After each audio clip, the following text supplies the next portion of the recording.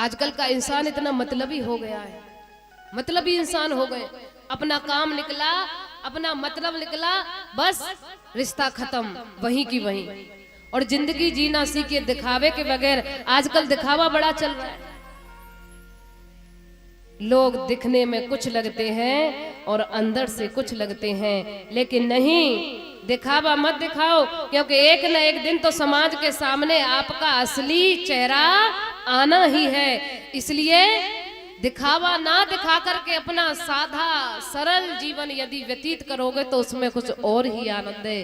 क्योंकि कहते हैं आगे बढ़ने वाला व्यक्ति कभी किसी को बाधा नहीं पहुंचाता, और कभी किसी को बाधा पहुंचाने वाला व्यक्ति आगे नहीं बढ़ता।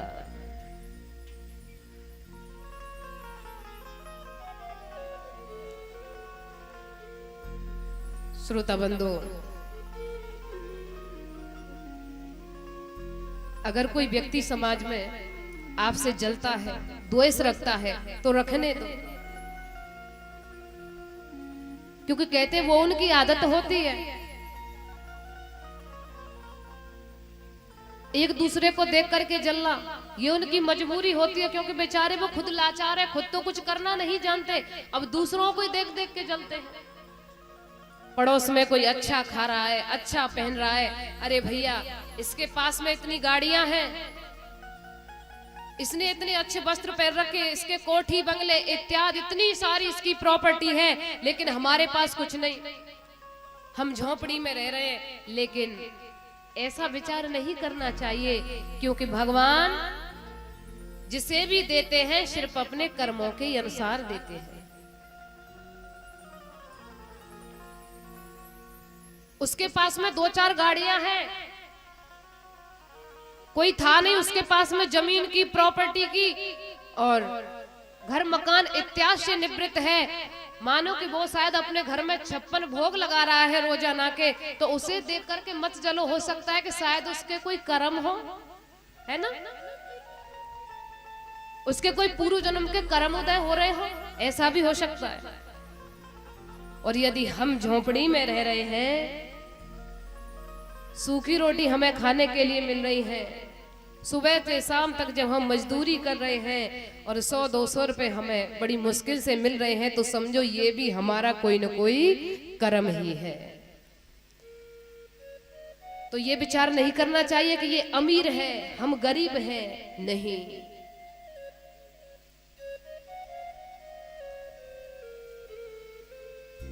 कभी कोई किसी के सुख को देख करके जलना नहीं चाहिए, और किसी के कष्ट को, किसी के दुख को देख करके उसकी हंसी नहीं उड़ानी चाहिए, उसका मजाक नहीं बनाना चाहिए। कथा को चलते चलते मुझे एक बड़ा ही सुंदर एक दृष्टांत याद आया कि जो दूसरों को देख करके जलते हैं, दूसरों का हमेशा बुरा चाहते हैं, उनका कभी भला नहीं होता है।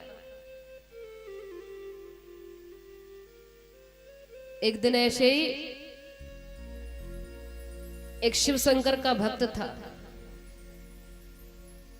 और भोले बाबा की बड़ी उपासना किया करता था। ध्यान को कथा की तरफ केंद्रित करें तो ज्यादा बढ़िया रहेगा, भक्तजनों से निवेदन है। माता बहना तुम्हारी पंचायत बंद नहीं होती है, क्या बात है? तुम पंचायत करने आती हो यहाँ की मतलब कथा सुनने के लिए? ये बताओ पहले तो है। 2 दिन से हम आपको ही लेके इतने परेशान हैं। देखो बातें करने के लिए तो घर ही काफी है। हम ये भी जानते हैं कि हाँ ये कथा का प्रोग्राम हो रहा है, तो न जाने कितने दिनों में कोई आस पड़ोसिन, दूसरे मोहल्ले की, पल्ले मोहल्ले की, इस मोहल्ले की, उस मोहल्ले की, इस गांव की आके मिल जाती है आपस में। तो कम से कम कथा के बाद में ही वार्तालाप कर लिया करो। तो कथा में देखो आप बात करोगे तो कितना विघ्न फैलता है, ये भी पता है। सारा सिस्टम ही खराब हो जाता है। तो शांति बनाए रखो, शांति से सुनोगी तो हमें भी कथा कहने में आनंद आएगा और तुम्हें श्रवण करने में आनंद आएगा। ये बातें तो घर पे भी जाके हो सकती हैं।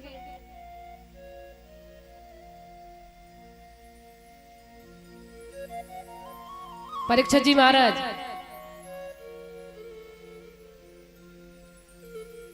एक भोले बाबा का अनन्य भक्त था और रोजाना महादेव की, शिव शंकर की उपासना किया करता था। एक दिन बेचारा भूखा प्यासा अपने खेत पर बैठा हुआ है, शंकर भगवान के नाम का जप कर रहा है, लेकिन वो व्यक्ति कैसा, बाहर से दिखावा यानी अंदर से काला और बाहर का देखने में भोला भाला। ऐसे व्यक्ति भगवान को प्रिय नहीं होते। रंग रूप या कैसा भी हो, काला हो या गोरा हो या सांवला हो, भगवान किसी के शरीर को ये नहीं देखते ये लंगड़ा है, लूला है, ये ऐसा है, नहीं। अंदर से उसका हृदय साफ होना चाहिए। निर्मल जन मन सो मोह पावा, और मोह कपट छल छिद्र न भावा। भगवान के सामने बैठ जाओ, एक लंबा तिलक करके, साधुओं जैसे वस्त्र पहन करके भोले भाले, और मन में कपट की छुरी चल रही है अंदर ही अंदर, तो भगवान के प्रिय नहीं हो सकते। तो क्योंकि भगवान के सामने दिखावा कर रहे हो आप, दुनिया वालों के सामने दिखावा कर लोगे, लेकिन उस ईश्वर के सामने आपका दिखावा नहीं चल सकता, ज्यादा समय नहीं चल सकता है। इसलिए वस्त्र कैसे भी पहनो, रूप रंग कैसा भी हो, कैसा भी ढंग हो, लेकिन इंसान का हृदय पवित्र होना चाहिए, कोमल होना चाहिए, निर्मल होना चाहिए, हृदय में प्रेम होना चाहिए सबके प्रति। वही व्यक्ति भगवान को प्रिय होता है।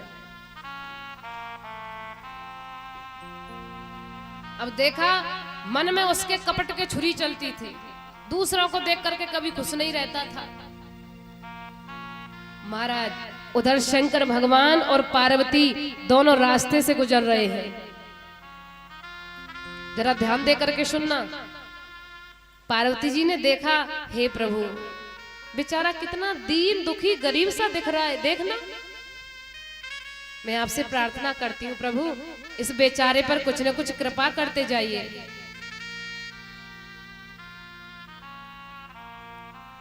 शंकर भगवान कहने लगे, देवी, संसार में न जाने इतने दुखिया इतने सुखिया पड़े, किस किस की तरफ देखोगी, अरे आप आगे चलो, आपको क्या करना। लेकिन पार्वती जी कहती है, नहीं भगवान, मैं तो यहीं बैठी रहूंगी, यदि आप इसे आशीर्वाद दे करके नहीं जाओगे तो मैं नहीं जाऊंगी आपके साथ।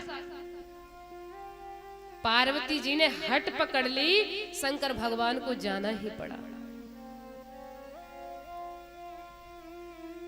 शंकर जी को देखा तो भक्त ने प्रणाम किया। ये दृष्टांत कोई सच्ची घटना नहीं होती है, समझना। एक समझाने के तौर पे, उदाहरण के तौर पे ये दृष्टांत दिए जाते हैं।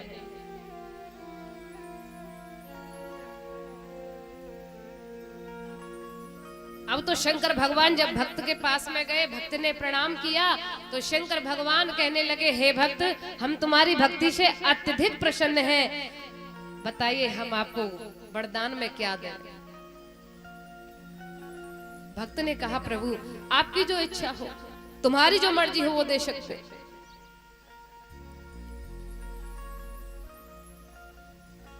शंकर भगवान ने कहा, अच्छा, हम अपनी इच्छा से तुम्हें ये शंख निकाल करके देते हैं।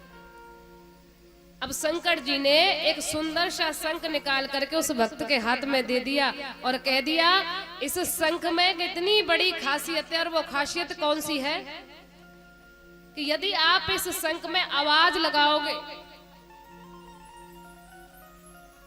तो आप जो भी चाहोगे वो वस्तु आपको प्राप्त हो जाएगी, जो भी चाहोगे वही वस्तु आपको मिल जाएगी इस शंख में फूंक मारने से। अब बड़ा प्रसन्न हुआ महाराज। लालची आदमी था, अरे भगवान, आज तो काम ही बड़ा सफल हो गया, आज तो भगवान मेरे ऊपर पूर्ण रूप से, भगवान ने मेरे ऊपर कृपा की है, पूर्ण रूप से मेरे ऊपर बरस गए। हाँ प्रभु, ठीक है, मैं धन्य हो गया, मैं कृतार्थ हो गया इस शंख को प्राप्त करके। अब शंकर जी बोले, सुन, इस शंख के अंदर एक और खासियत है। और वो खासियत कौन सी है कि यदि तू इस शंख में आवाज लगाएगा और कोई भी वस्तु इस शंख से प्राप्त करेगा तो तेरे पास एक वस्तु आएगी, लेकिन पड़ोसी के पास में 2 वस्तुएं एक्स्ट्रा में आ जाएंगी।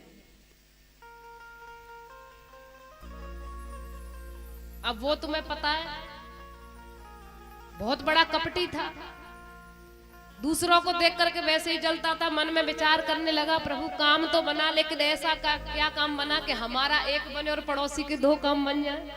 ये तो काम गड़बड़ हो गया। लेकिन बोला कुछ नहीं, शंख को लेकर के चल देता है और जाकर के अपनी पत्नी को दे दिया, कह दिया, देवी जी मैं कुछ दिन के लिए बाहर जा रहा हूं और ये शंख है, आप इसे संभाल के रखना। और शंख में जो खासियत थी वो पत्नी को बता दी। देवी इसमें आवाज मत लगा देना आप। देवी कहने लगी, ठीक है पतिदेव, ठीक है, आप चले जाओ, मैं कुछ नहीं करूंगी, जैसा है आपको वैसा ही रखा मिलेगा। अब वो व्यक्ति वहां से चला जाता है। अब व्यक्ति तो चला गया, अब माता बहनाओं का हृदय थोड़ा चंचल तो होता ही है, ये तो आपको पता ही है, क्योंकि इन्हें कोई बात भी बता दो तो ज्यादा समय तक नहीं रुक पाती है इनके अंदर, है ना। जब तक घर में एक दूसरी से शेयर नहीं कर देंगी, जब तक वो बात रुकने वाली नहीं है इनके अंदर। अब उसने विचार किया कि देखूं तो सही जरा आजमा करके कि इसमें ऐसी क्या खासियत है, जरा मैं भी देखूं। अब उसकी स्त्री ने उस शंख में फूंक लगाई और कहा, हे शंख देवता,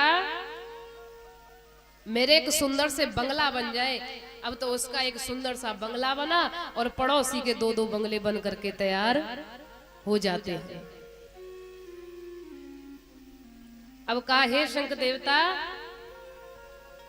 मेरे घर पे गाय भैंस बैल इत्यादि आ जाए तो उसके घर पे गाय भैंस बैल इत्यादि आए, लेकिन पड़ोसी के द्वार पर वैसे ही दुगने हो जाते हैं।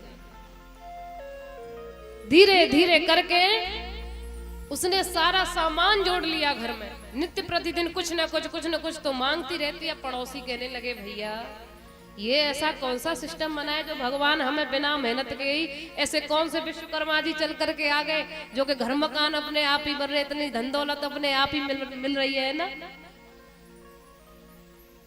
महाराज अब तो कुछ दिन बाद उसका पति जब लौट करके आया तो देखा गांव का दृश्य थोड़ा अनोखा सा दिख रहा है, और जिस घर में जो झोपड़ी पड़ी हुई थी वहां पर बंगला खड़ा है, वहां पर कोठी खड़ी हुई है। आस पड़ोसियों को देखा, मन में जल जाता है, समझ गया निश्चित ही मेरी पत्नी ने शंख में आवाज लगा दी।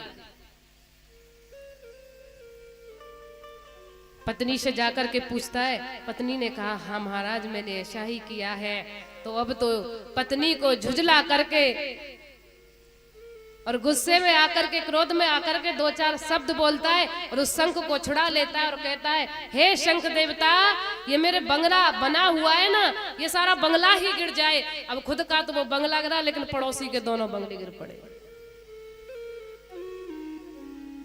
महाराज दूसरी फूंक लगाई, हे शंख देवता, ये मेरी जितनी भी गाय भैंस इत्यादि जितनी भी बंधी हुई है पूरी, इनका पूरा के पूरा सफाया हो जाए। अब उसका तो सफाया हुआ, लेकिन पड़ोसी का सारा सफाया हो गया। फिर से फूंक लगाई, हे शंख देवता, मेरे द्वारे पर एक कुआं खुद जाए, है ना। अब खुद के द्वारे पर एक कुआं खुदा, लेकिन पड़ोसी के द्वारे पर दो दो कुएं खुद जाते हैं। पड़ोसी बोले, भाई ये क्या सिस्टम है, भगवान तुम्हें दिया भी और देने के पश्चात इस प्रकार ले भी रहा है। अब फिर से आवाज लगाता है तो कहता है, हे शंख देवता, मेरी एक आंख फूट जाए। अब खुद की तो एक आंख फूटी, लेकिन पड़ोसी दोनों आंखें दे बैठे। बोलिए बाके बिहारी लाल की। अब एक दिन का जिक्र था, अर्धरात्रि के समय घर से बाहर निकला, ध्यान नहीं रहा कि मेरे द्वारे के आगे कुआं खुदा हुआ है। अब धीरे धीरे करके जाता है, दिखाई नहीं दिया, ना ही कोई उसको ध्यान के कुआं खुदा हुआ, और जाकर के धम्म से उस कुएं में गिर जाता है। बोलिए राधे रानी सरकार की जय हो। ऐसा होता है कि जो दूसरों का हमेशा बुरा चाहते हैं, बुरा सोचते हैं, उनका कभी कल्याण नहीं होता, उनका कभी उद्धार नहीं होता। इसलिए समाज में कभी भी किसी से द्वेष मत करो, सभी से प्रेम करो और अपने जीवन को उस परम पिता परमात्मा के हवाले कीजिए। हे प्रभु, हमारा कुछ नहीं है, जो भी है सब तुम्हारा है।